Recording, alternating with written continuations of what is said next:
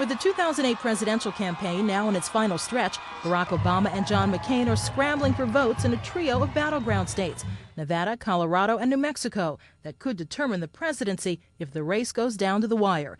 In an appeal to undecided voters, McCain has recently criticized the president, blaming his leadership for the country's woes. But campaigning in Reno, Nevada, Obama mocked that strategy. In fact, John McCain is so opposed to George Bush's policies that he voted with him 90% of the time for the first 8 years. McCain spent Saturday stumping for votes in New Mexico, a state George Bush won narrowly in 2004. McCain continued to paint Obama as a traditional liberal. He's on the far left lane of American politics. He's the most liberal senator in the United States Senate, so it shouldn't surprise you that his goal is to redistribute money instead of spreading opportunity. Both vice presidential candidates were out on the trail, but they were fighting for votes in two other battleground states. Sarah Palin addressed a rally in Sioux City, Iowa, where she attacked Obama on his tax policies.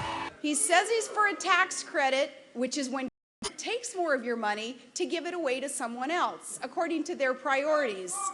John McCain and I are for a real tax cut, which is simply when government just takes less of your earnings in the first place.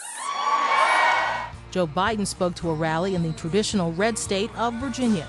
The polls show Obama is leading.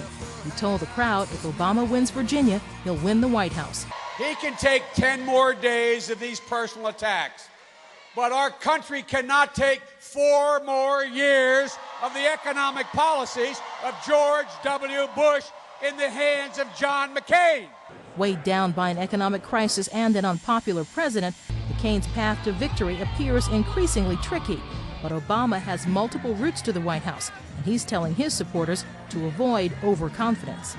Carlotta Bradley, The Associated Press.